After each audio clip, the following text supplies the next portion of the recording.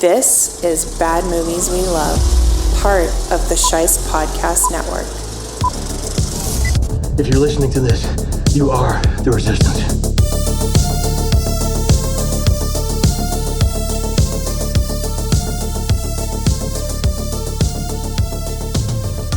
Hello, Bad Movie Lovers. Whether this is your first time checking out the show or you're a longtime listener, thank you for pressing play on Bad Movies We Love. As always, I am your host, Nick Scheist. The master of this stupid stuff! Our Kung Foolery journey comes to an end this week. Sad, I know, but thank you to those of you who have been following along the whole way, and if you're just tuning in for this one, that's okay. I thank you too, and you're in for a good time. If you want to continue that good time, consider becoming an enlisted member of the Resistance members only at badmovieswelove.captivate.fm/support. For just $5 a month, you'll get access to the Discord server. You'll get all the members-only shows. That's Bimon Sci-Fi Con, Bad Movie Futures, Rom-Comathon, and anything else I cook up along the way. You'll be automatically entered in any and all future giveaway contests. Plus, you can sign up for a free 7-day trial to check it all out. It's cheaper and more fulfilling than my usual coffee order, and the money goes to good use because the music you hear in the show is licensed from real working musicians. So you're not just supporting me, you're supporting other creatives as well. That's a lot of value for your $5. If you enjoy the show and you want to help in other ways, please subscribe to the show and leave a rating and a review. That's an easy, low-commitment way to help the show, but as I've said many times before, I still believe word of mouth is the best way to help. So if you like the show, please share it with a friend or colleague or family member or even a stranger. That can be anything from sharing the show and the episodes on social media or literally just telling someone, hey, there's this show I listen to that I think you might like. And speaking of word of mouth, I want to hear words from your mouth. You can call the show at 805-285-3885. You can email me at badmovieswelove@theshice.com. Or if you want to be anonymous, you can share your thoughts by taking the listener survey in the show notes. And without further ado, we have arrived at the Kung Foolery finale. And we saved the most foolish for last, as I was joined by Marcus once again, this time to talk about Steve Oedekerk's Kung Pao Enter the Fist from 2002.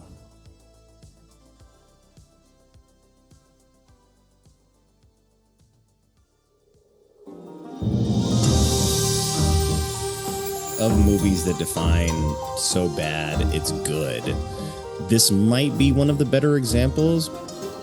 For as much as I like that, it is admittedly stupid.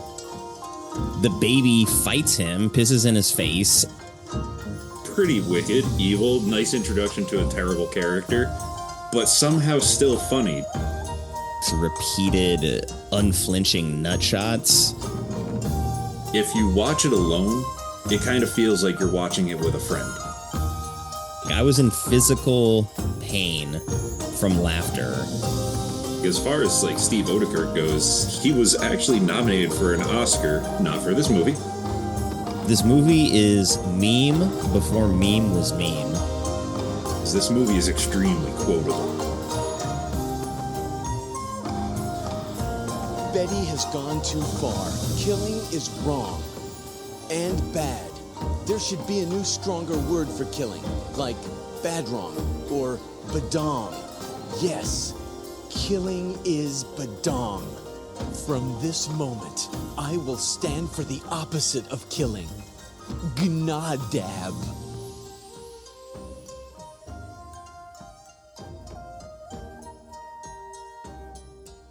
Marcus, it's good to have you back. Welcome back to Bad Movies We Love, man. Oh, thank you for having me. Of course. I know when we did Sphere, that was more of like thematically, it just kind of lined up, and we had kind of brainstormed a little bit for that one when, you know, trying to figure out something that would work in a more condensed timeline. But at that time, you had mentioned some other movies to me. And so when Kung Foolery month popped up as something that I was like really committed to doing, I remembered that you had mentioned this film, and I forgot exactly what you said when I emailed you, but it was something like, I've been waiting my whole life for somebody to ask me to come on a show and talk about your love for Kung Pao Enter the Fist. Oh yeah. Just not even just to be on a show and talk about it. I'll talk to somebody on the streets about this movie. I will spread the word like gospel. More people need to see this movie. Was this a movie that you saw like in theaters when it came out, or is this something that was like a rental for you? That's one of the funny things. I was actually trying to think of that before I showed up here. I was like, did I actually see this in the theater? And I honestly can't remember, because I do remember seeing the trailers on television, and one of the big focuses of the trailers was one of my least favorite scenes in the movie, the cow. Mm. So I was like, I remember seeing the trailer and being like, well, that kind of looks dumb. But at some point, whether it was in the theater or on DVD or VHS, I think it was DVD at the time, I saw it and just fell in love with it. Watched it a million times. Yeah, I did see this in theaters, and I saw it with my buddy Jason, and I don't remember like a ton of it, but I remember it's one of the few movies where I was in the theater and like the laughter was like painful, because it was just this dumb kind of very sort of immature humor that at the age that I was at, which is maybe like 17, 18, 19, I was prime audience maybe for this, but it was one of the movies where I laughed so hard that it hurt. And I remember that experience of just sort of like feeling like I'm laughing maybe too much, even during a comedy. So I was starting at least with like fond memories of this movie. And a lot of the time with the movies that we talk about on the show, even when it's movies that I've seen, I don't always necessarily have sort of a strong emotional memory of it. But this is one that I knew that I found hilarious at the time. And I think as a result, it was one that I was maybe a little bit more afraid to go back to, because my associated memory with it was this thing from my youth where I'm like, oh, I love that memory because it was so funny. And then what if it's not funny to me now? Then that's going to be an issue, versus a movie where I saw when I was younger, but I remembered a lot of the plot points, and my memory associated with it is much more, we'll call it technical. I had a similar experience, like as far as my memories of this movie. Like it's actually just a very special shared memory between myself and my brother. Like I remember we watched this movie several times together, and it was just kind of one of our things. This movie is extremely quotable, so we would constantly just, everyone like, throw it in every conversation somewhere, a little bit of this and a little bit of that from the movie itself. Like, it was, for years we did that.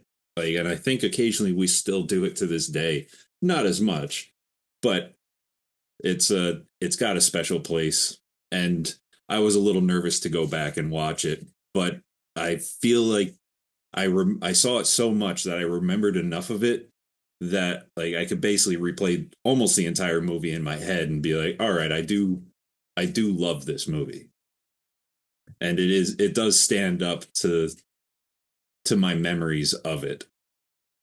Well, that's always good to hear, because, you know, sometimes it's like, oh man, I went back and it was a huge mistake to revisit that.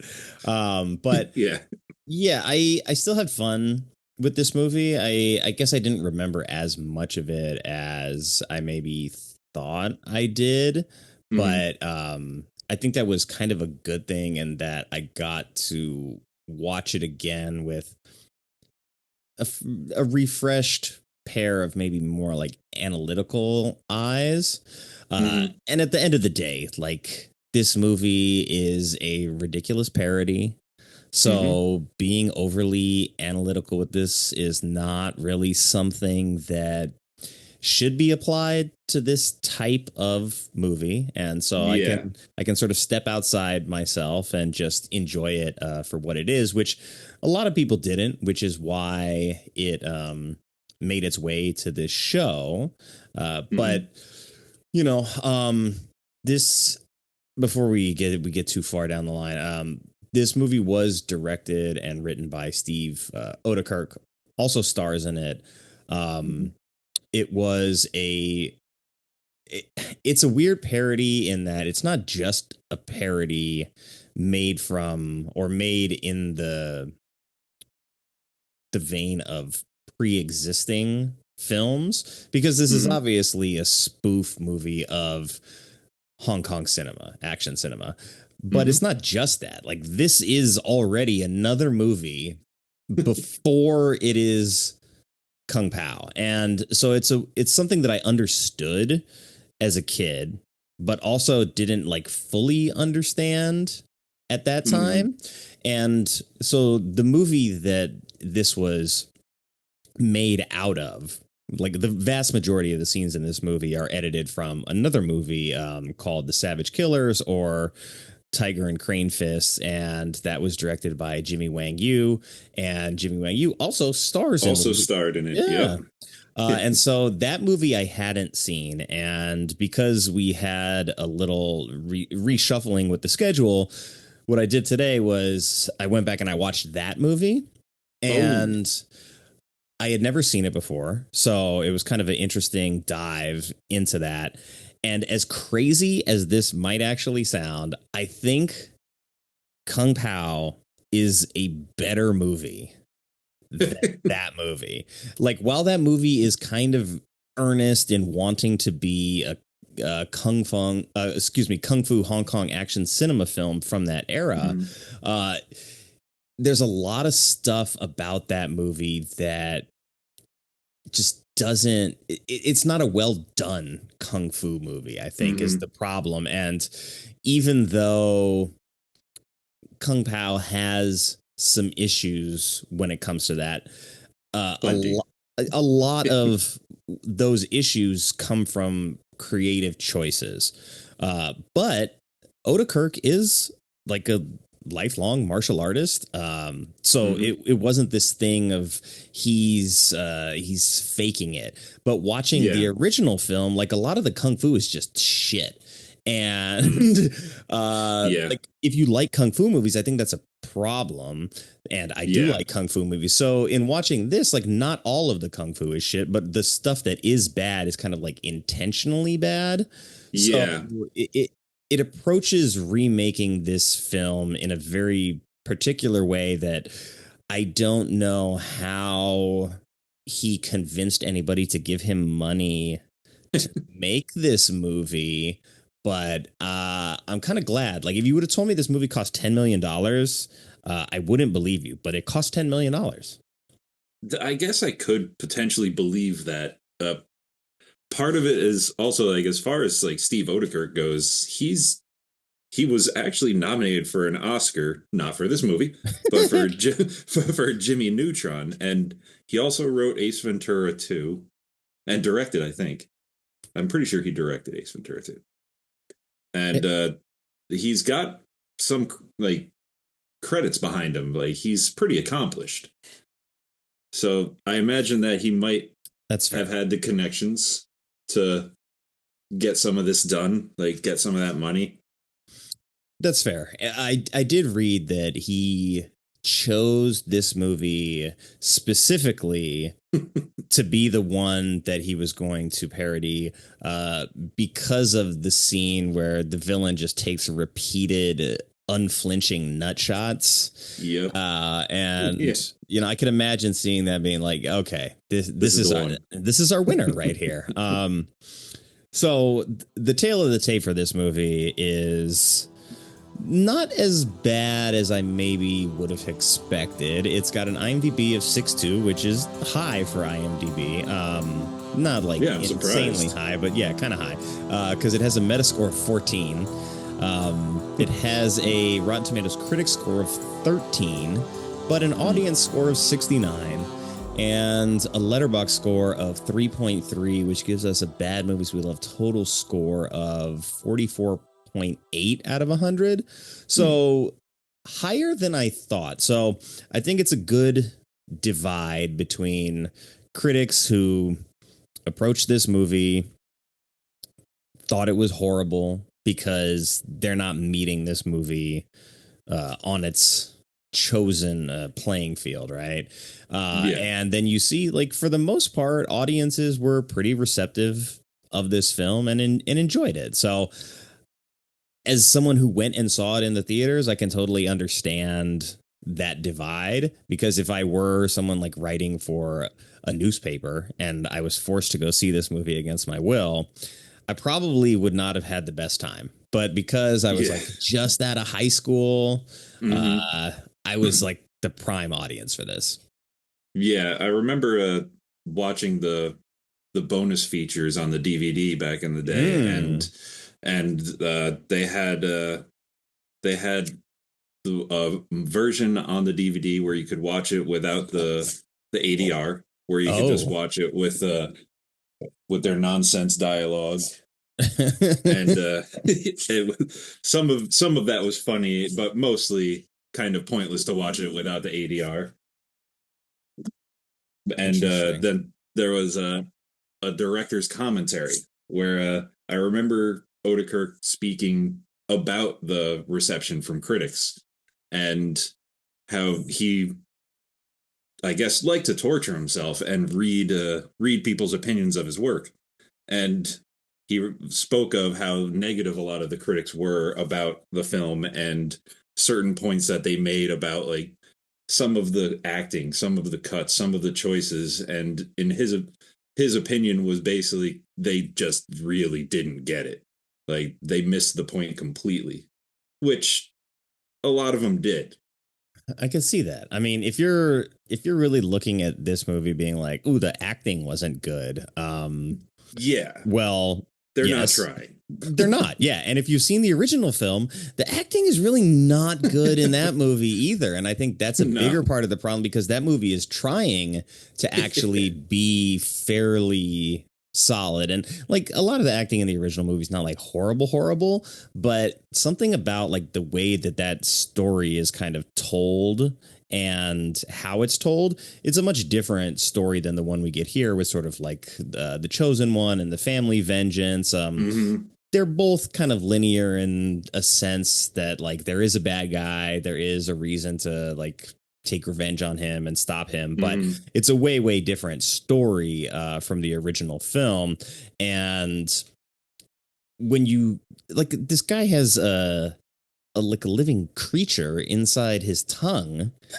Are you really gonna say that, like, he didn't do a good job acting? It's just, I don't know how you would go into this and really take it seriously when the movie tells you very early on in the film that this is not meant to be taken seriously. Yeah. It occasionally will break the fourth wall to remind you, like, how silly and nonsensical this is in its criticism of itself, and which is also a criticism of the genre itself. Yeah, of the sort of cheaply made Hong Kong action cinema films that were poorly dubbed. Like, it's super specific. It's not even like, oh, Hong Kong cinema. It's not kung fu movies. It's stuff that was cheaply made in Hong Kong, but intentional, that then when it made it to English markets was really poorly dubbed. So it's like super specific in that way. And I guess if you didn't grow up with Hong Kong cinema, or if you didn't like grow up being a fan of kung fu films and that stuff, and this is like the first thing you see, I could see it being very off-putting for someone. But let me set the table here for the people who maybe don't know what the hell I'm talking about right now, or what we're talking about. This is Kung Pao Enter the Fist. It's a 2002 American martial arts comedy that parodies Hong Kong action cinema from the 70s. Digital compositing was used to insert Steve Oedekerk into the scenes from the older film, Savage Killers or Tiger and Crane Fists. And the old footage was heavily edited, color corrected, and then redubbed with all the dialogue so that it becomes this surreal, absurdist comedy with intentionally bad dubbing and over the top characters. Like we said, it cost about 10 million, but it ended up making 16 million at the box office and then went on to become a very popular rental. And it is often cited as an early 2000s cult comedy. Yeah, that's accurate. And That's exactly what happened with this film. Yeah, it kind of reminds me of, I mean, as different as they are, I'm going to say Freddy Got Fingered because of the absurdity of the comedy and the willingness to just completely buy into the idea and just go full force down that road. And critics hated Freddy Got Fingered too. I've done it on this show in the past. They're both absurdist comedies. They're both sort of singular visions of creative filmmakers who are, I mean, 10 million is not a small budget. We'll put it that way. It's kind of small by like blockbuster standards today, but 10 million is not a small amount of money. I think Tom Green got 20 when he did Freddy Got Fingered. So it's a couple of creative filmmakers, comedians, taking advantage of the fact that a studio gave them money to kind of make a passion project and really just believing in the thing that they're doing. And the people that it resonated with really appreciated the humor and the style in both of the films, and it is like sort of a cult hit in that way, but critics hated both of them. Yeah, they're the types of movies that I feel you have to see them more than once, and they're kind of better in retrospect, like where you'll watch it and be like, man, that was a bizarre experience, and it almost needs to like register in your head what you just witnessed. And then when you watch it again, it kind of hits you where it's like, all right, I get it. And I feel like some of the jokes right off the bat when you're watching it are absolutely hilarious. And then later on, you gain some context. Maybe you did like grow up with kung fu movies. Maybe you didn't. Like I can't speak for people who haven't grown up with kung fu movies. Like whether like or not this movie was better for them or worse than a person who's watched kung fu movies. Yeah, that's a good point. But it's definitely a movie that I feel wasn't really meant for the theaters. Essentially, it's a DVD watch with your friends type of thing. Yeah, that's a good point. And I think at the time that this movie's coming out too, like they're fully aware that DVD sales and rentals are still a big part of the actual business model. Versus now where it's like, you get, your small theatrical window and we're going to release your movie straight to VOD platforms within 2 weeks, So the model that this film was built on, I think, like you said, was aware that there was going to be a secondary audience beyond theaters. And that being said,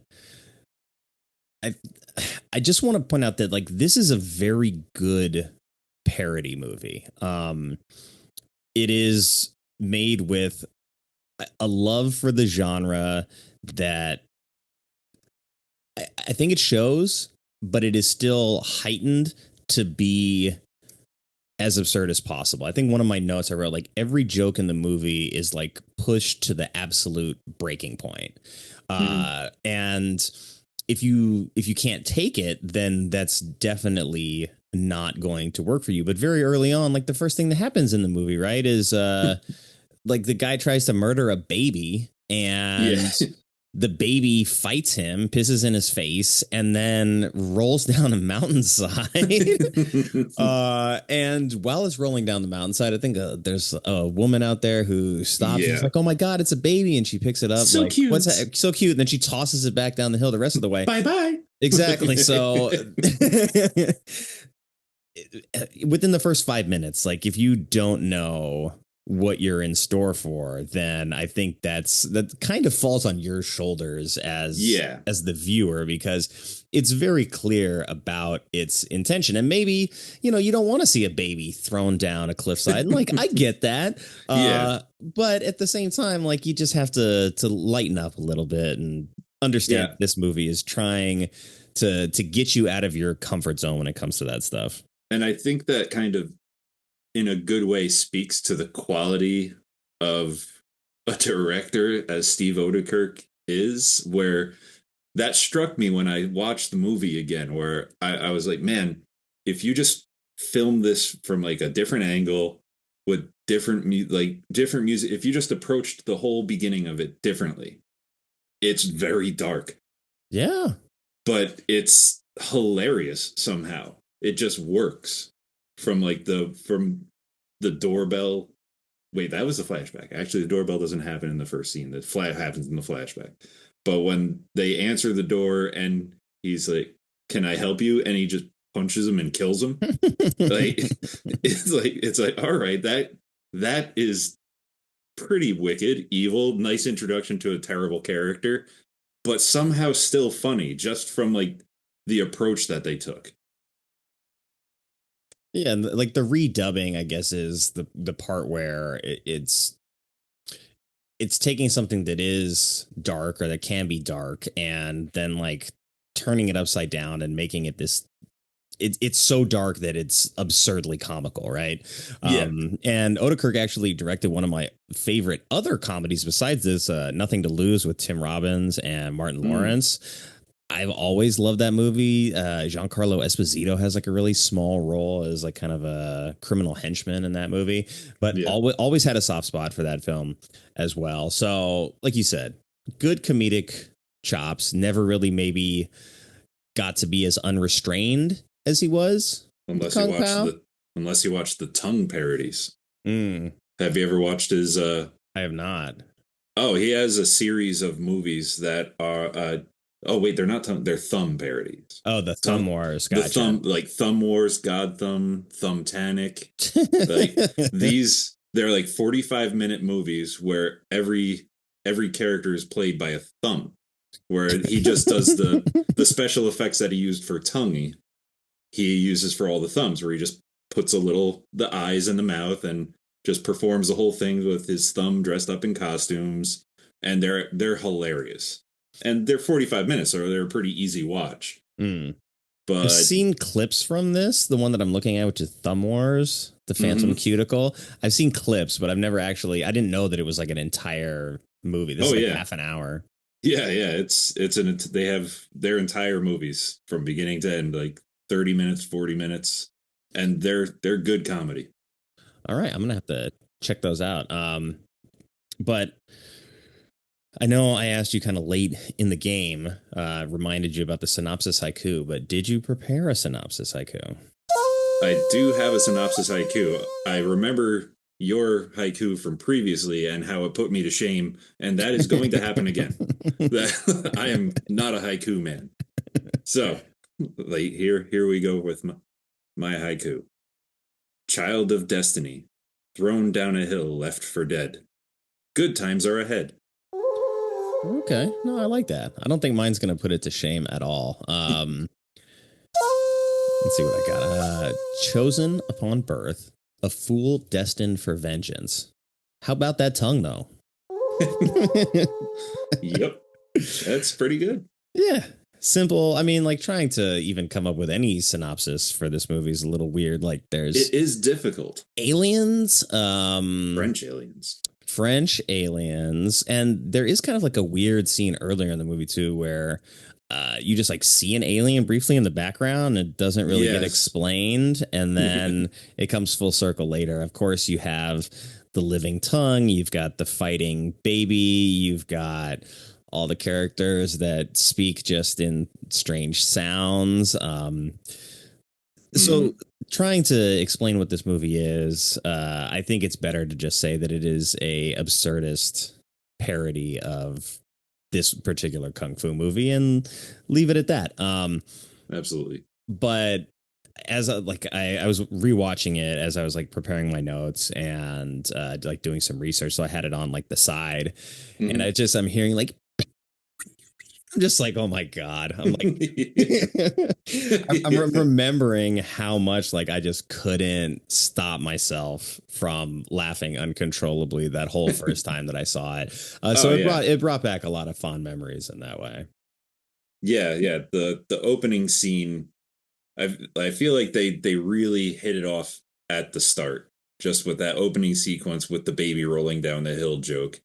It had some themes that like would repeat throughout the film, where they would use some film and replay it over and over, but like back to back, and act as though it's a continuing scene rather than you're watching the same thing just replay. And I think, a lot of people maybe don't realize how common that was as just a cost saving measure in filmmaking. I mean, I think it doesn't the most recent example that I know that I covered on this show was Batman and Robin, which is 1999. And yeah, there's a scene in that movie where Robin is like in the water drowning, and just all they do to make him look like he's struggling is they play it in reverse. And I'm like, that's so lazy. Like, come on, guys. Like, this is Joel Schumacher. You should be doing better than this. Yeah, especially if it's a scene with water, because it's very obvious when it's in reverse. Exactly my point. I was like, wow, you guys really cut corners on this. But I grew up with like the very cheaply budgeted Godzilla movies of the 60s and 70s. And they use that a lot. There's times where you're watching a new movie and all of a sudden, like, the Godzilla suit is different. The background's different because they just took it from a movie that they already made. That's how cheap that they're being there. So that kind of stuff, for me, I think enriches a movie like this because it really shows a level of attention to detail and care and understanding of the film that it's parodying, rather than just sort of making a superficial parody of something that you thought was like casually funny. Oh, and definitely. I feel like it's reaffirming like why they're making jokes of this. Yeah, exactly. Let's take a look back at that trailer, though, and see what exactly this was marketed like in... Oh, it's been a long time since I've seen the trailer. 2002-ish. I always save it for the day that I'm going to actually record so I can kind of have like a first reaction, because I saw this in theaters. I must have seen the trailer and been like, yeah, sure, why not? You know, day off, it's a weekend, who cares? Yeah.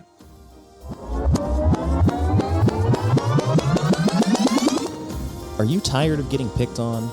Do you want to learn how to defend yourself? Well, don't have a cowman. Learn how to fight like one instead, thanks to today's Trailer Rewind sponsor, Mushu Fighting Systems. Learn the ancient forbidden arts of Mushu Kung Fu, the only martial arts system based entirely on the unstoppable rage, grace, and utter confusion of the sacred bovine warrior. You can master signature techniques like the spinning hoof kick, the utter shudder, the stampede step, and the monster moo. Act now and you'll receive the official Cowprint training gi, inflatable bovine training partners, and the free guide to meditative mooing. So when your back is against the wall, don't just fight like a man, fight like a freaking cow. And now, back to the show. Let's see. I don't know how loud that's going to be. Hopefully not too bad. In a land of mysterious beauty, in a time of extraordinary legends, got the trailer guy for it. Of ancient secrets, the greatest hero the seems serious thus far. And that's the first. This is the first part that's actually in the movie. Yeah. So even the trailer is telling us that we're gonna see a grown man get beat up by a baby. Yeah. Training. Hey, who's he? I don't know. The Boom. chosen one Perfect. has returned. If you truly are the chosen one, then you must bear the sacred mark. to deliver the people from the forces of darkness.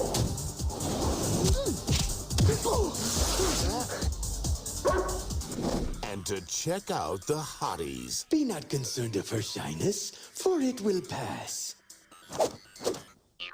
There you go. 20th Century Fox invites you. I did not remember this being a 20th Century Fox project. Honestly, I just watched it, and I didn't remember that either. Taste the passion. You are the chosen one. One day, all will be revealed to you. I'm sorry? And witness the utter madness. Yeah, utter madness. Yep. Kung Pao. Enter the fist. Little Matrix knockoff action. That's what essentially turned me off from the film, because at the time, everything was doing that scene. Yeah. Every spoof did that Matrix slow motion sequence. Yeah, we just, the most recent episode of this show was Jet Li's The One from 2001, or James Wong's The One, starring Jet Li. Yeah. And it's very Matrix heavy, and it's slow-mo, bullet time, black leather, kung fu. So Yeah. I can understand wanting to stay away from movies that felt the need to go down that road, because it's like, hey, look at this technology exists now, we all have to do it. And thankfully that's such a small part of this film that it doesn't really like overstay its welcome. Yeah, it's pretty much the only part that they took from the Matrix was that slow motion scene with the cow. Well, fortunately, because the Matrix does not really fit into what this movie is doing. Yeah, or the source material either. Like, yeah, I guess the Matrix did get some influence from kung fu movies, but yeah, for sure, it's definitely not a kung fu movie in its own right. No, I think if I was being gracious, and if I was doing movies that I considered good movies on this show, then maybe The Matrix would qualify for like a kung fu film in that way. But it also speaks to just like the power of The Matrix at that time, that even this movie felt the need to like, well, we have to like parody The Matrix at least a little bit just because it's so popular. And we're going to put it in, we're going to close the trailer with it too, just so like people know what we're doing. Yeah. The Matrix was such an event. It was huge. It's hard to describe certain like pop culture phenomenon from the past and the impact that they had, and like to a modern audience, where it's almost like our parents would tell us about like Elvis and how big he was, and for us it was like Michael Jackson and stuff like that, where these things were so monumentally huge, where it's really hard to overstate the impact they had on media as a whole. Yeah, that's a good point. And you see there in the trailer, like a movie that has nothing to do really with the Matrix in any way, shape, or form. Just we have to do bullet time. We have to do a bullet time joke, because while we're parodying these things, we're spending money on our CGI. Might as well, maybe. That was the mentality behind it. But there's a couple of comments on the trailer for this that I wanted to read, which maybe I'll incorporate this a little bit more often now that I do it. The first one is from someone, Angelic Wings 1. It says this movie is meme before meme was meme. It's beautiful. That's not very inaccurate, really. Yeah, I know, because it was kind of like predating when it definitely predates social media. So like the sharing of that was not super popular. I mean, even household internet at that time was still kind of on the smaller side. I remember, I think we got the internet in like 1996, and that was like dial-up AOL. When it had dial-up, and then Roadrunner was the first cable internet. Yeah. So yeah, I like that. So I was like, I want to make sure I give credit where credit is due. And then the other comment was from 906 Acorn. It says underrated. Rotten Tomatoes has no taste. Laugh out loud. I almost died laughing at this movie. And I wanted to include that because I know the feeling. Like I was in physical pain from laughter when I saw this movie in theaters. Yeah, there's I feel like it gets less and less as I get older, but there are very few times where I'll actually tear and like almost cry from laughter, where like it does, like it causes like a physical discomfort and like weird, crying just from constantly just nonstop laughing, like where you just can't stop. And this movie definitely did that to me a few times. And it there are still parts where it's not quite as effective as it was when I was young, but still I'll laugh and then I'll find my own laughter at the scene funny because of how absurd it is. It's like, this is so stupid, I'm finding it so funny, and it's also stupid how funny I'm finding this. That's a good point. It reminds me of the kind of laughter that I would have maybe when I was a kid, and I'm sure you've experienced this. Like you're in class, you're definitely not supposed to be laughing, but you and your friend are laughing and you're trying to like keep your shit together, and then you see your friend as he's trying to keep his shit together, and then you can't stop and you lose your shit. Yeah. It's that kind of laughter in this movie where it's like, that you probably shouldn't be laughing as hard as you are, but you just can't stop, and it feels good. So fuck it. Why not? Yeah. It's similar to like, if you see outtakes from other films where an actor will make another actor laugh and they'll constantly have to like, all right, let's start again. And the laughter just comes back and they just can't stop laughing. It's kind of like that type of an effect. Yeah, for sure. We've spoken fairly highly of this movie so far. If you had to speculate as to why somebody would say that this is in fact a bad movie, what would be your best guess as to why? Well, so I feel there are parts of this movie that I feel aren't that strong. And for me, the weakest parts of this movie are actually the parts that were filmed originally for this movie. Whether it's because they don't really blend together or the jokes are quite different from what the ADR scenes where he's just inserted. I feel like the recently filmed stuff doesn't quite hold the same weight and humor as the ADR, him being cut into the film of the old film does.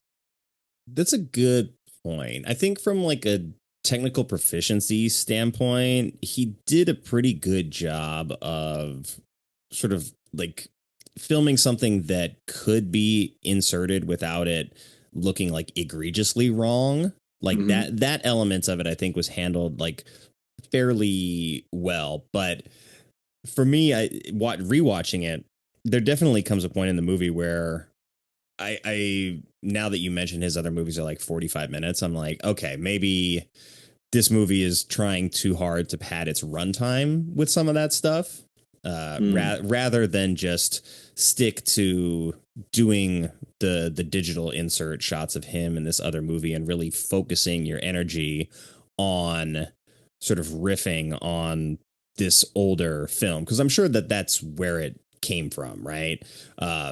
You're watching this, you're probably watching it with buddies and you're having a good time, kind of like a Mystery Science Theater thing, which I saw referenced a couple times. Like this is one of those episodes that like came to life. So if that's what the movie is going to be, then when you take the time to do like an original insert shot, like something where he gets caught in the net, right? It has to be an original insert shot in the film. Like it's an interesting idea, and then you're mixing it with the original footage. But if I read correctly, there was like a whole torture scene that was eliminated from the film, and then they just cut to the intermission. So if the idea wasn't strong enough to be there, maybe like don't include it at all, and really just maybe it's a focus issue thing. Because I get it, like you're having fun, you kind of want to do your own thing, but yeah, I would say that might be a sticking point, but redundancy might also be one. Like, because when I mentioned like a lot of the jokes sort of like push themselves to the breaking point of what the natural conclusion of the joke is. Oh yeah, yeah. A great example of that is where he first like disrobes to fight the guys all out in the field, and it's like this like very intense like the stare down with the snap zoom back and forth and it's like, okay, like I've gotten the point of the joke, I've laughed, and like it's still going for like 45 seconds. So it's like those kind of moments maybe. That's actually, in my opinion, one of the stronger jokes of like, because the opening of the movie, for I'd say like the first 15 minutes, where it's a lot of exposition around his origins and basically what the story's about. That's all original film until like 15 minutes in, where you finally jump into the Savage Killers film. And I liked that joke because of the concept of the comedic timing and how he essentially like disregards that. Like, and starts over, like where they're doing the back and forth like camera zoom with the obnoxious sound, and then it goes kind of silent for a split second, and the guy in the fencing gear just kind of moves just a tiny bit, and it all starts over again and gets even more ridiculous. I kind of like those where it just breaks the pattern of the original joke. Yeah, I can see why. I like that scene. I think my favorite part of that scene is that they're like going through like the intensity of the stare down, the snap zoom, like you know what's happening, and then one of them they snap zoom and like you kind of like see Oedekirk, like it catches him off guard and he's like so there is like moments like that where they're breaking the fourth wall and definitely trying to get that across that, you know, this is not going to follow the conventional path, even for a parody film. So, but I could see that really being something that if you're a film critic, where this is going to stick in your craw a little bit.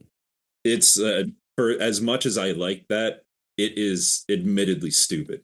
Oh, yeah. I mean, I think the whole movie is stupid, but so yeah, some people don't like that. Yeah, exactly. I'm fine with the stupid stuff. Yep, me too. In fact, the intro for this show says "Master of the Stupid Stuff," because that is pulled from Wild Wild West, which is another stupid movie. Let's do some trivia, though. All right. Time for trivia. I think there's some interesting stuff here. I didn't go crazy with it, but let's see. Question one. This the plan for this movie was that it was originally going to be an animated film spoofing poorly dubbed anime films and TV shows. But that eventually got changed. But do you know what the original title for that film was? Oh. You know, I actually don't think I know that answer. Well, I don't blame you. I would have never known either. It's the dubbed action movie Enter the Fist.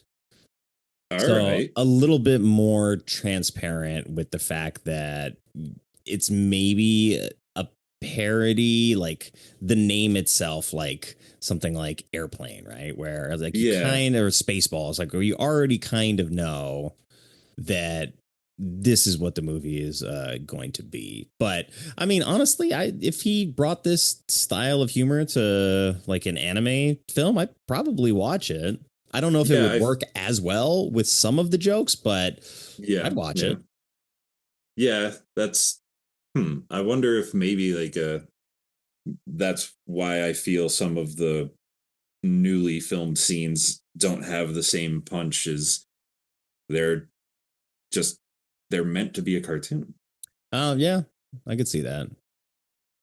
Yeah, that makes sense. All right. Well, let's go to question number 2. Where did the inspiration for the cow fight sequence come from?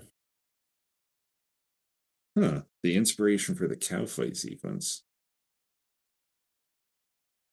Yeah, I don't know the answer to that one. Well, like I learned last episode, the internet is full of garbage. It is. Yeah. So this may not be true, but it says that there was a Swiss Milk Producers Association commercial in the year 2000 where the Tekken character Forrest Law fought and lost to his pet cow named Lovely. I can believe that. I can believe that. Yeah. But this film is kind of hard to find things about. Yeah. Like it's actually difficult to even find the cast. But you have to really do some digging because there's a few people throughout it where I was like, man, I want to know that guy's name, and you can almost not find the full cast for this film. Pretty much anywhere you look, IMDb, all the major sites basically have the cast as like 10 to 20 people. Wow. And yeah, it's kind of weird because you're borrowing cast from the other movie. You kind of have to give them credit as well through archive footage. So, yeah, not exactly a straight line with that one. Okay. Well, good luck trying to find that commercial. There is a Swiss Milk Producers Association, and they do have commercials, but finding that one specifically might be. Oh yeah, that's going to be rough from something that long ago. Oh yeah. Okay. Well, question number 3: the symbol of the Evil Council is actually a real symbol in the UK, representing what? Oh, jeez. I actually saw this one. Did I write it down? I don't believe I did. Yeah, I guess I did not write down the answer to that one. What is it? It is the real life symbol of the roadworthiness testing called MOT in the UK. Basically, I would say it's probably the way I can best describe it is it's similar to smog checks in the US, kind of slightly different in that it's like a little bit more on the mechanical side of like, is your car safe to drive kind of thing. But that 3 triangles symbol is basically at the mechanic, and it means that it is a certified inspector, similar to here how we have like the blue check or the double blue check for smog check if you need like the advanced smog check for your older car. Oh wow, yeah, I did not know that, and perhaps I did not actually look that up because that doesn't sound familiar at all. And that too, I did look up, and I did see that symbol does actually belong to that designation. So that I cross-check now. I feel like I have to do so much more homework just on putting together the trivia. Whatever, it doesn't matter. I can do a little bit. No, it's good. You've already gotten a few that I didn't know the answer to. That's pretty hard to actually, because I've watched this a million times. I've done some research even. Okay, I can give you another one too. Sure. The Kung Pao theme song for this film is a remastered, faster version of the theme song for what game show? Jeez, I didn't know it was. Like, maybe something nostalgic in my mind clicked in because it sounds familiar when I watched it, and it's catchy.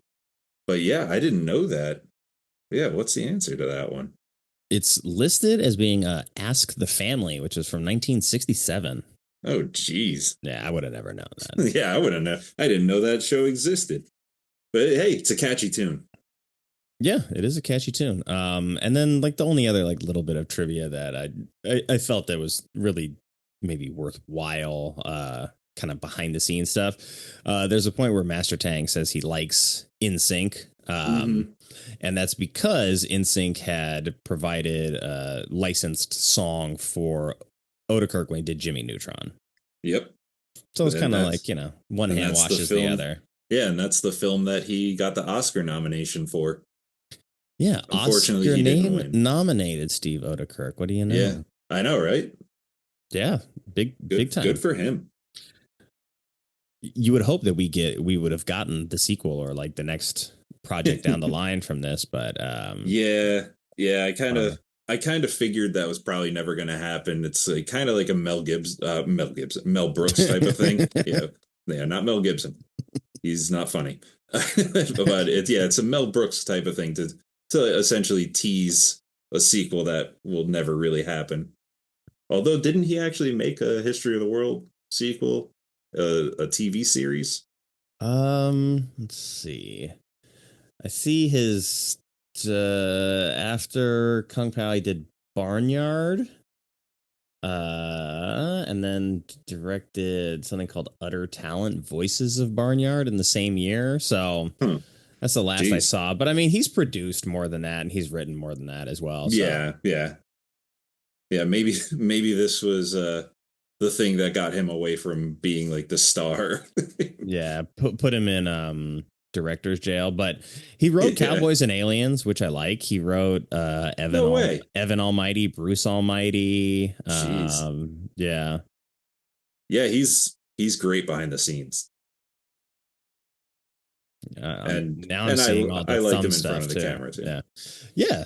He was good in this movie for like, I think he had the right blend of sort of like the physicality required to do the martial arts, obviously. Yeah, he was actually in better physical shape than Jimmy Wang Yu. Yeah. I think maybe even a better martial artist, but it could just be the style of martial arts that they chose for the original film. Like there's a scene where he's describing like his tiger style and he's trying to like teach it to this other guy. And like the tiger style sucks, and B the guy trying to like mimic him is so bad. And so I think that movie kind of has a sense of humor in itself that way also. But I do think functionally as what I will just incorporate and allow as a kung fu movie, I think Kung Pao is a more adept and proficient kung fu movie than Crane and Tiger Fist. I actually haven't seen. Yeah, I actually haven't seen a Tiger and Crane Fist. It's on Tubi. It's on Tubi, so easy to find. But I'm pretty sure that in the director commentary, he mentioned that he included some scenes in this movie. Yeah, I added scenes in this movie, I mean, to basically give it a more, like, a stronger arc and a stronger, like, story as far as its progression and the inspirations for characters.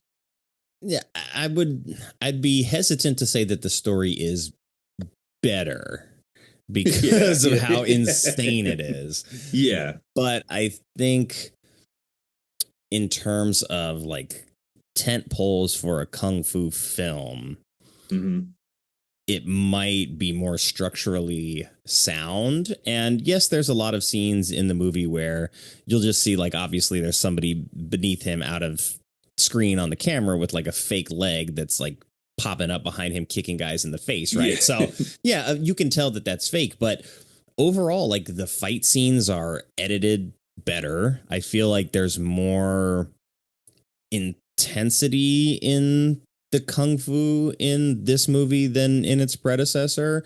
So unlike a movie like American Ninja, where they kind of sort of slapped ninja on it and put a ninja costume on the guy and just was like believe that it is real, this actually functions in that space as a good kung fu movie. So I want to just make sure I give credit where credit is due there, because I've seen much more serious movies with a lot worse fighting choreography than this movie has.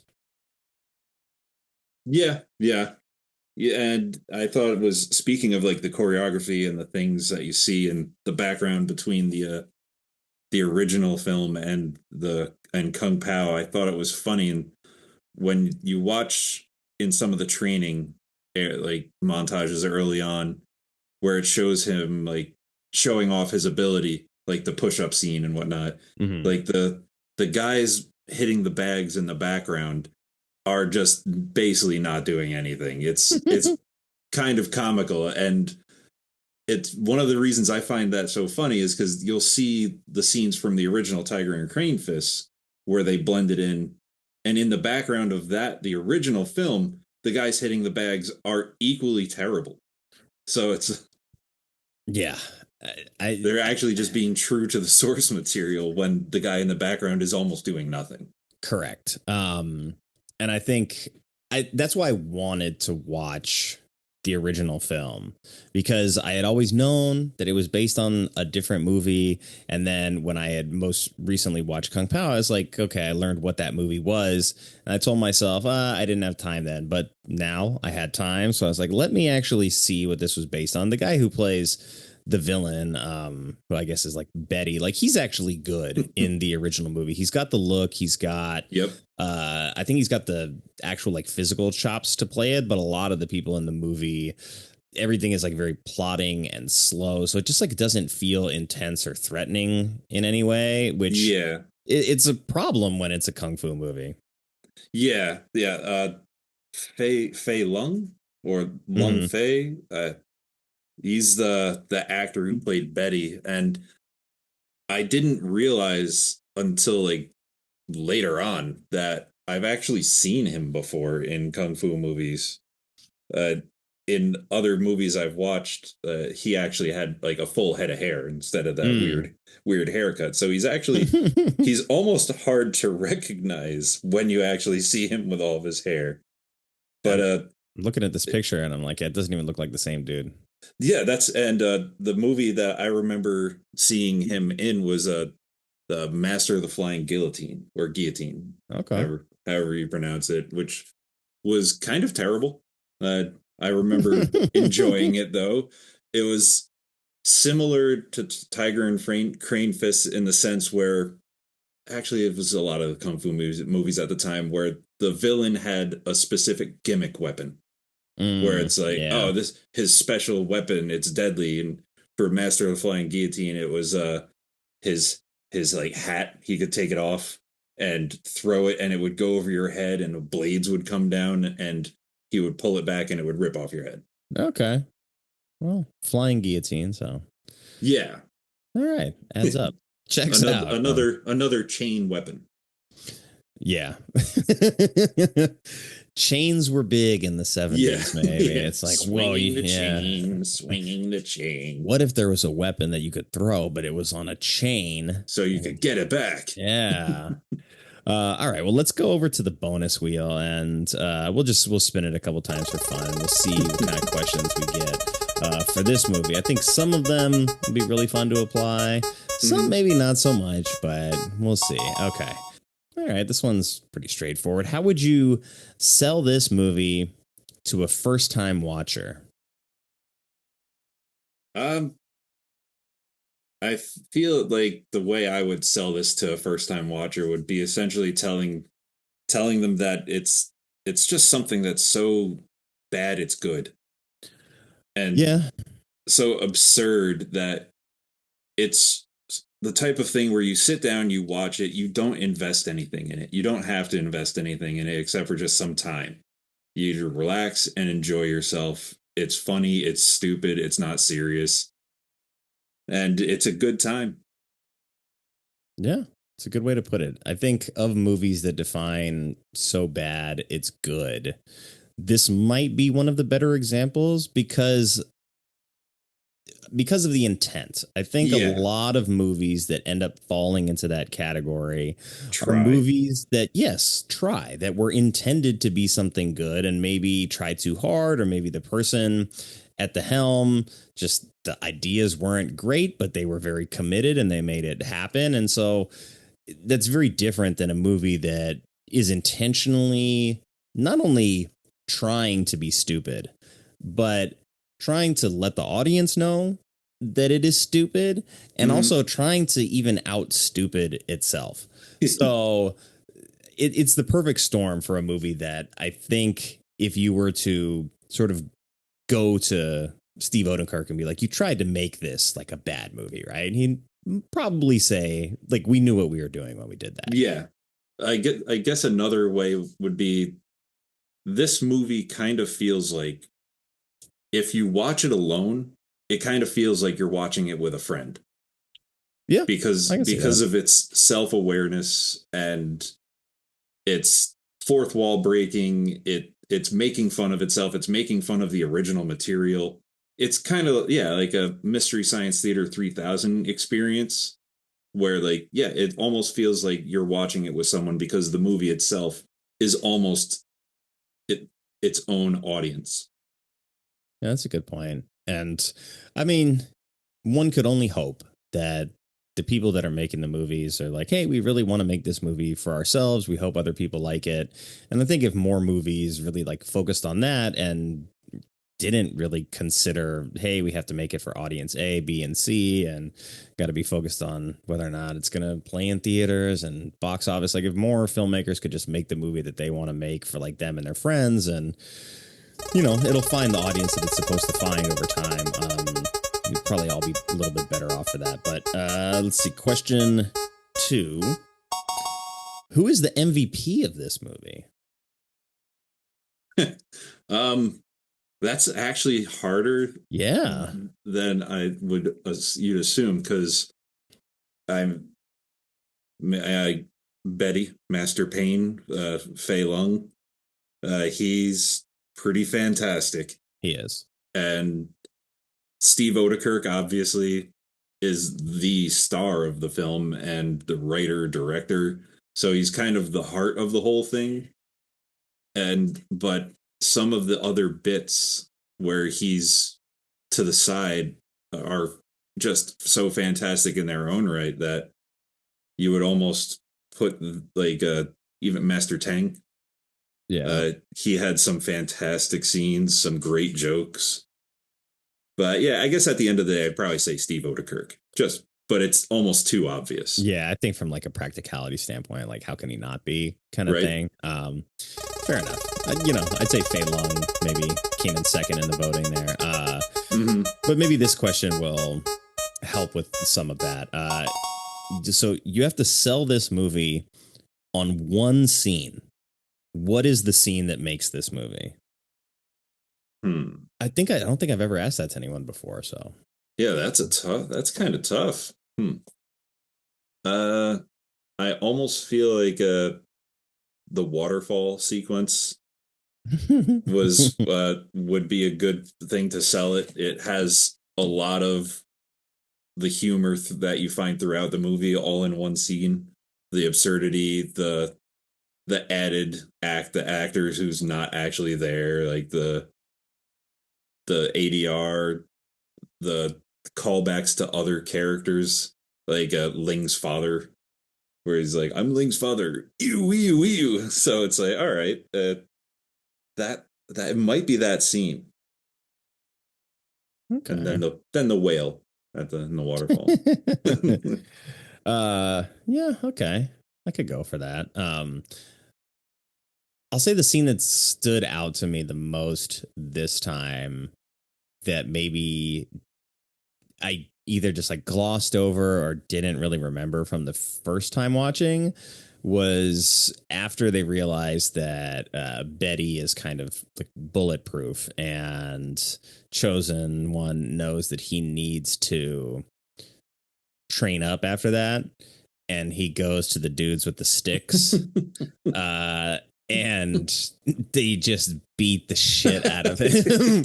That is a fantastic scene. Like, I think that one got me for a number of reasons. Like, A, because, a guy getting hit in the nuts, like, it's always going to be at least, like, partially comical, especially in a comedy setting.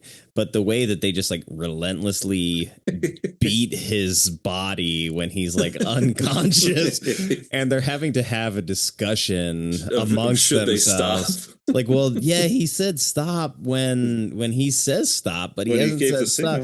And then you get the one guy from the wide scene who jumps and brings the stick above his head and really just like lays into him so hard. For some reason, that scene really got me.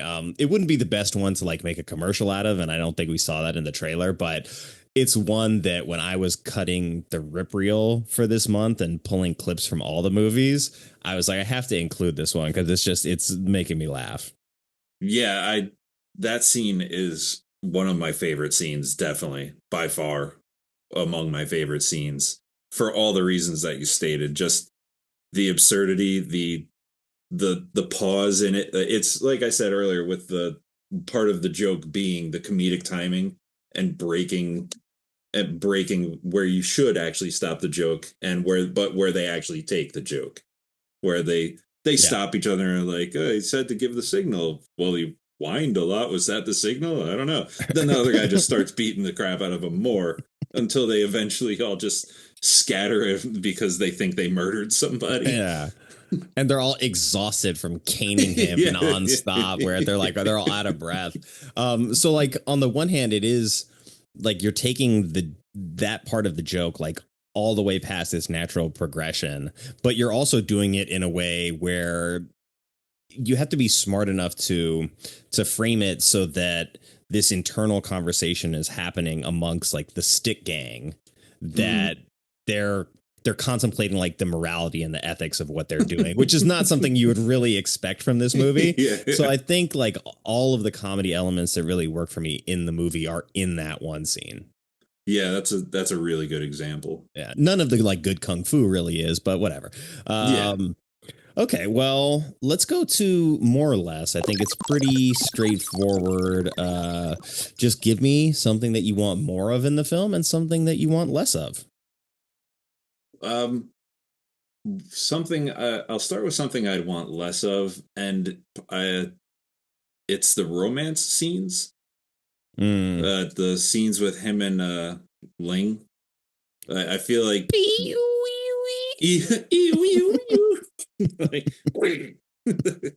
but yeah, I feel like there like might have actually been like too many.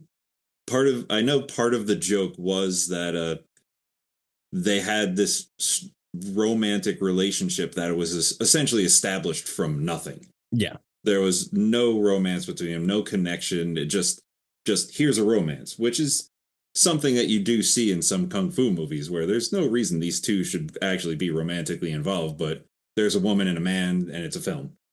Yep. That did work, but I feel like some of it went on too long and maybe was a little too much.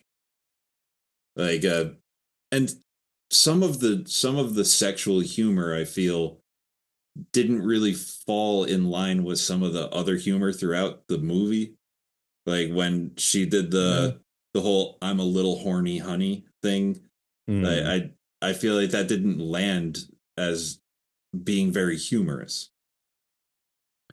That's a good point. And it's funny how that, like, there's almost no sexualization or real romance between her and the main character in the original film. I mean, she's like kind to him, but like romantic, I think, would be a stretch in that sense, where maybe because this is an American film and those kind of things, like you said, man and woman exist in a film together, and kind of just, it's just the way that movies were and maybe still are too much. So yeah, maybe that doesn't work, but I think she's fun to watch in some other scenes though. Oh yeah, definitely. I would not want her to be gone. Like, I absolutely loved her character. I feel like most of her best scenes were interactions with like the other side characters, like Wimplo and the other nameless guy. Other nameless guy. Yeah, a lot of them were nameless guys. Yeah. All right. Well, what's something that you want more of in this movie? Man, I feel something I would want more of would just be Betty. More Fei Lung, more Master Payne. His scenes were all fantastic. I love that the ADR that they threw in for him. Just so many different parts where like you would just his speech about like being a nice man like was just I have been called bad before. Many have said I do things that are not correct to do. I don't believe in such talk as this. I am nice man with happy feelings all of the time. And then the owl and the bungee cord joke, which is of course like, first a joke.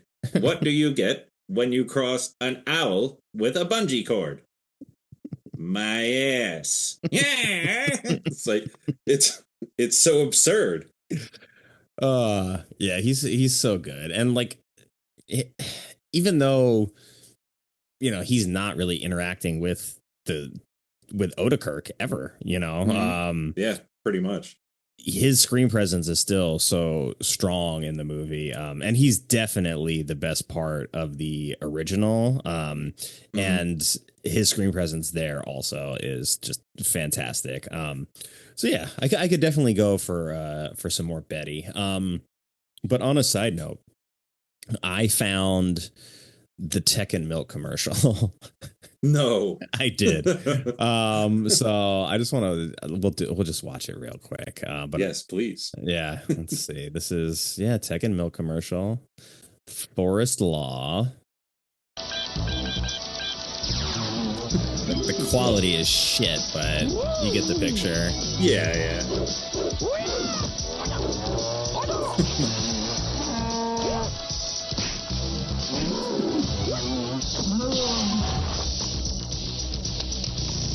Milk.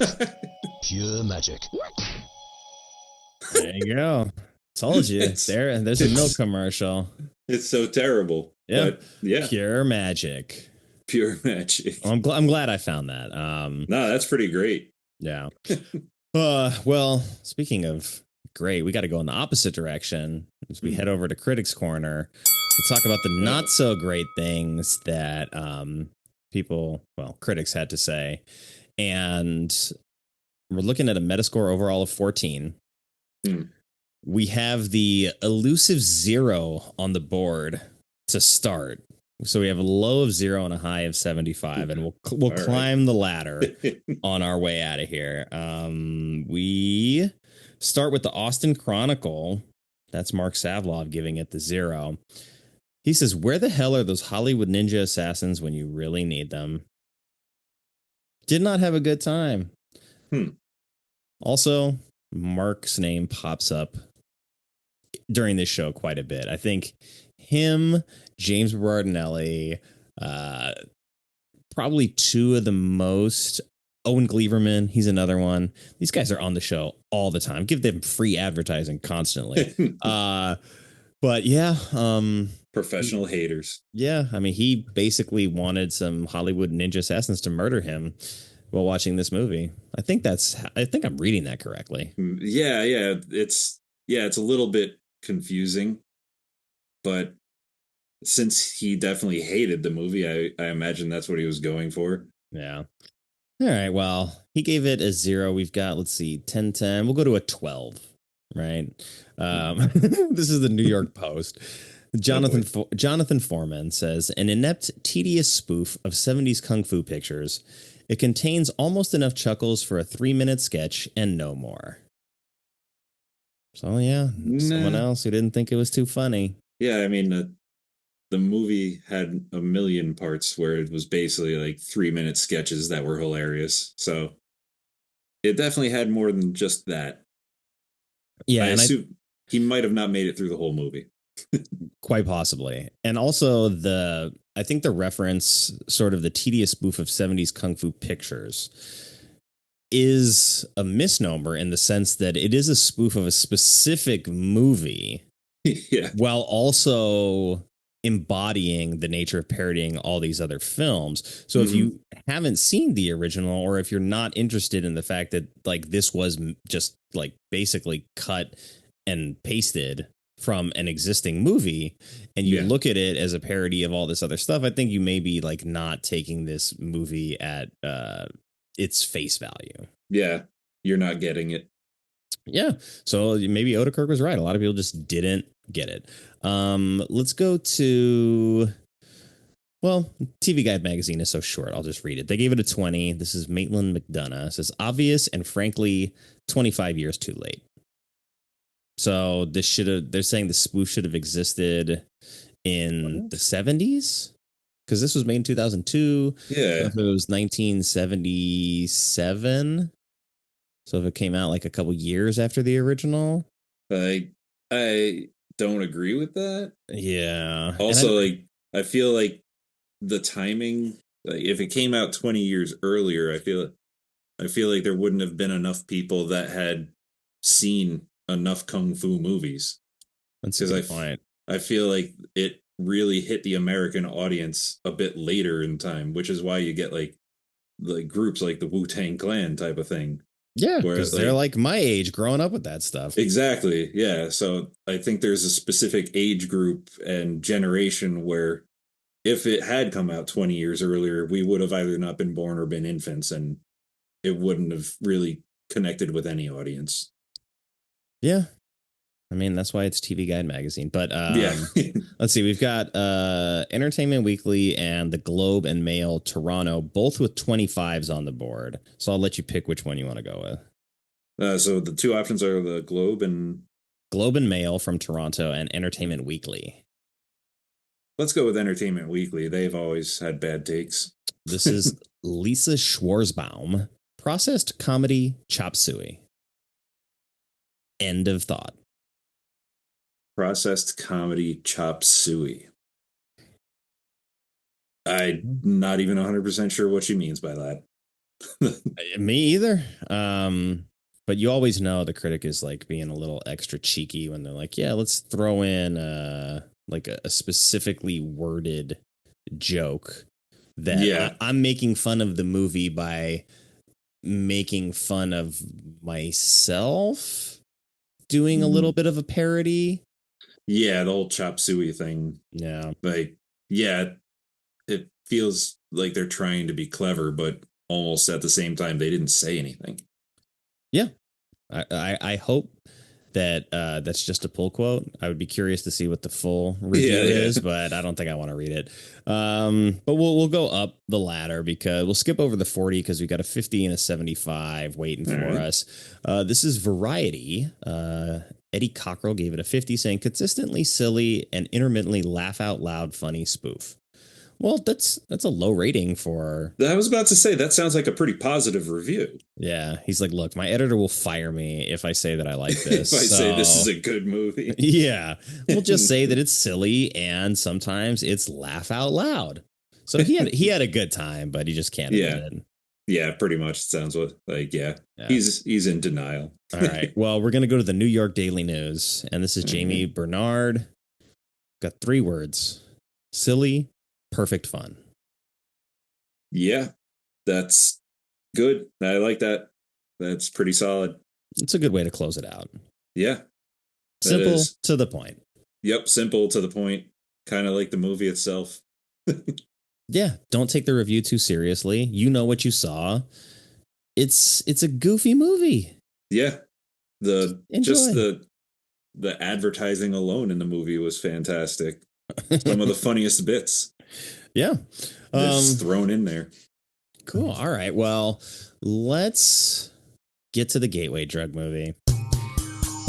So for people who have not seen Kung Pao, who are listening to us talk about it for some reason without having seen it, or they've seen it, they like it, they're listening to us talk, and they want to see more stuff like Kung Pao, what is a good gateway drug movie for those folks? I've kind of mentioned it before, but it's almost not even in the same vein because I feel like Kung Pao is kind of unique. But Mystery Science Theater 3000. I Mm. feel like would be a pretty good gateway drug into it, because Mystery Science Theater 3000 also has those cutaways where they have their own story, where like they'll, before they get thrown into the theater to have to and forced to watch the movie, they'll just stand around and talk and joke and stuff, and it's silly, it's nonsense, it's stupid. They have a story, that an overarching story that doesn't matter, and then you get thrown into the terrible movie where they just make fun of it the entire time. I think that's a pretty good gateway into this. It's because this is somewhat of a Mystery Science Theater 3000 experience, except if it were, it's more like a Mystery Science Theater 3000 where they are thrown into the movie and not forced to watch it. Yeah, like a active participant in the Yeah, movie. yeah, where they Okay. become the characters of the movie instead of the viewers. Yeah, there was one that I had in mind that I thought of earlier when we were talking, and I didn't write it down. I was like, I'll remember this, and now I've forgotten it, which Oof. is frustrating. Yeah, But I think if we're gonna stick with martial artsy type stuff, I don't know. It's like I think Black Dynamite's a legitimately good movie, but also is a parody of blaxploitation films, and an excellent parody at that, in that it understands the source material and actually like really cares about the source material enough to get the fine details right. But I would say is also probably like a significantly like better movie overall than Kung Pao. Yeah, yeah, yeah. I guess a movie like that would be kind of be perfect, where essentially it's a spoof, but it is a pretty solid quality movie. Yeah, I guess if I end up remembering the other one, I'll put it at the end of the show when I do the closeout notes. It was such a good one too. Oh, I did remember it. Okay, it's not a kung fu movie, but it is a movie that knows what it's doing. Velocipaster. Oh, I still have not seen that one yet. Yeah, that is a movie that there's a scene early on where there's meant to be like a car bomb that goes off. But you go outside and they like show the scene, and there's just like text on the screen that says like car explosion. So it's that kind of movie, and it's about a priest that turns into a velociraptor. Well, he turns into a dinosaur, I should say. Yeah. So it's a movie that knows exactly what it's doing and who its audience is, and that does have some like kung fu ninja stuff going on in the background too. So I think that's actually a much better like comp for this movie than Black Dynamite. Yeah, that's actually not a bad example. I would almost even say, like you mentioned it before, like Cowboys and Aliens. Oh yeah, like it's not really the most funny, but as far as its absurdity, I think it's a pretty good example. Yeah, Cowboys and Aliens is one of the first Blu-rays I ever owned. I was like, oh yeah, gotta have me some of this dumb stuff. But again, I like Wild Wild West, and the combo of Western and sci-fi is a tough one to pull off. Clearly, that's why I watched the movie. I was like, I have to see this, like what they do with this. It's just so foreign. Yeah, but you got to have big nards to step in there and be like, hey, we're gonna attempt this, and it will most likely be a failure yet again. But we're gonna do it anyway. And if you get a chance to check out Velocipaster, I highly recommend it. It's a lot of fun, especially if you like this movie. And the director, Brendan Steer, is a cool guy. Reached out to him when we were doing the beginning of season 2. I covered Velocipaster with a friend of mine, and I reached out to him because there's an original song in the movie that his band wrote and performed. And I just told him, I was like, hey, I recorded a podcast. We just talked for like 2 hours about your movie. Would there be any way that you would let us like just use the song to do the promo stuff for the episode? And he was like, go for it. So nice. I think he's working on number 2 right now. I got to reach back out to him. I got to see if he wants to come on the show and just like talk about making movies. Right. Yeah. That'd be nice. Yeah, I know. I got to set aside time for like, hey, on this day, I just do outreach to people and see what happens. Yeah, right. So we'll get there in the future, but we've covered a lot. I've covered most, I think, of everything that I wanted to cover. Is there anything that you specifically wanted to mention that we did not cover yet? It's really hard because I could probably just sit here and say word for word just the dialogue from the movie for the next like 3 hours. So it's like there's a million things. I would just recommend people to watch this movie and really just give it a chance.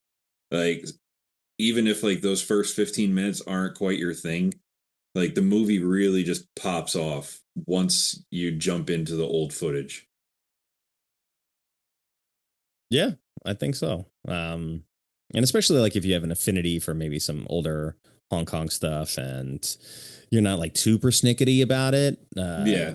I think you can get a lot out of this. I will say, if you haven't seen the original and if you haven't seen the movie that this was parodied from, you can watch that on Tubi. It might give you a better sense of sort of what to look for in terms of what got changed.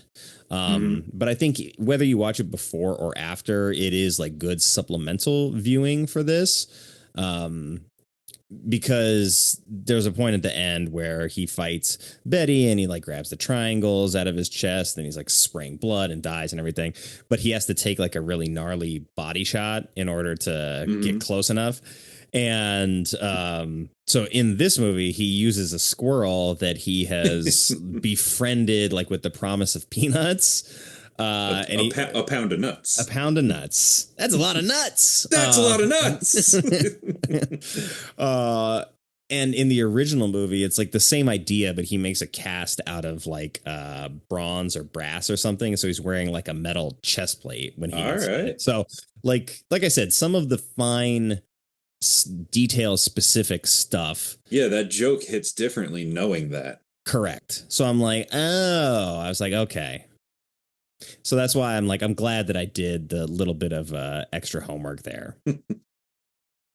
Yeah, I was like, that squirrel got pulverized and then just waddles away with his nuts.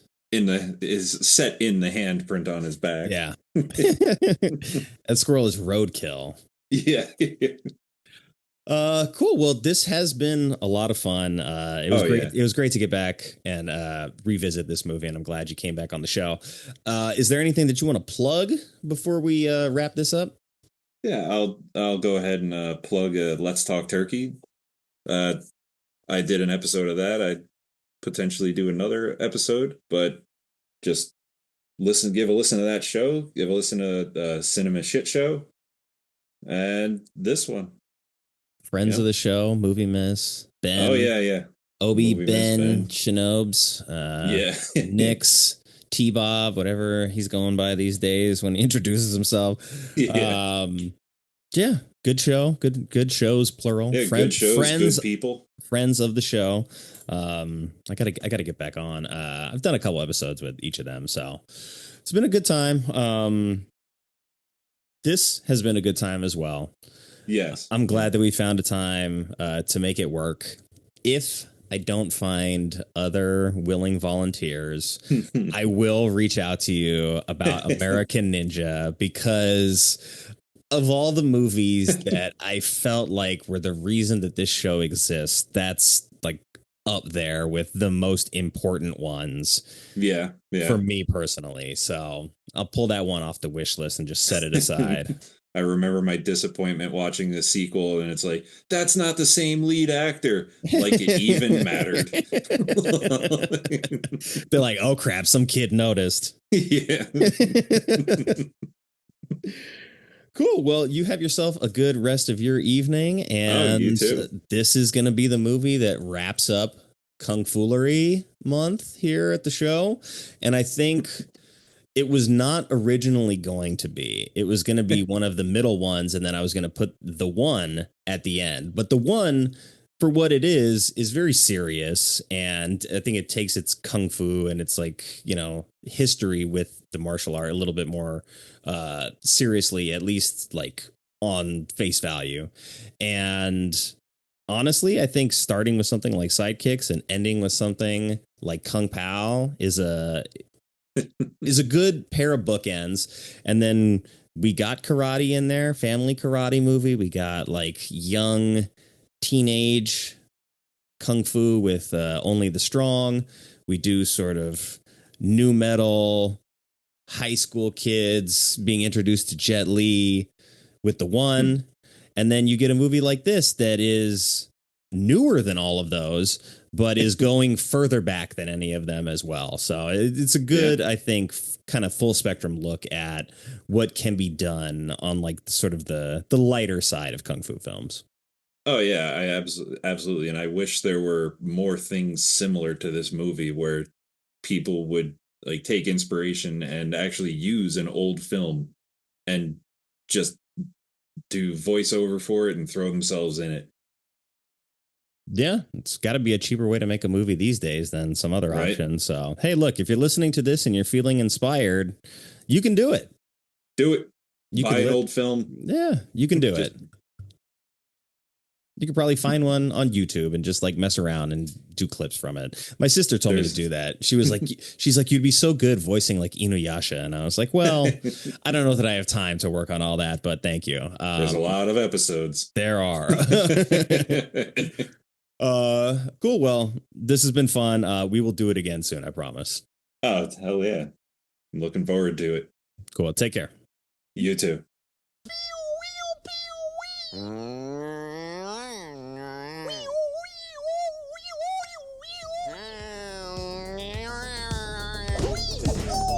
A big thanks to Marcus for coming back on the show. You know, Kung Pao is one of those movies that just felt like it always belonged here. It's a movie that kind of just embodies the spirit and the energy of this show. And I'm really glad that I finally got a chance to talk about it. And it's the perfect movie to close out Kung Foolery month. May is going to be a little bit different as there is no theme for the month. I've got a couple episodes slotted, and I'm also going to be building out the catalog of members-only shows, so Bad Movie Futures, Baimon Sci-Fi Con, Rom-Comathon, and I'll be doing a little bit more of the business end of things. So thank you for hanging in there. And of course, thank you to everyone who took the time to listen to the episode. I know there's a seemingly infinite number of options when it comes to podcasts, and I appreciate you letting me into your ear holes and hopefully into your hearts. In all seriousness, though, time is valuable, and I am very grateful that you've entrusted me with yours. If you enjoy the show, please consider leaving a review or at least a rating and telling a friend about it. If you don't enjoy it, then maybe let's keep that between us. As I mentioned in the open, the new members-only section is in fact live at badmoviesweLove.captivate.fm/support, where you're going to get access to a bunch of goodies for only $5 a month.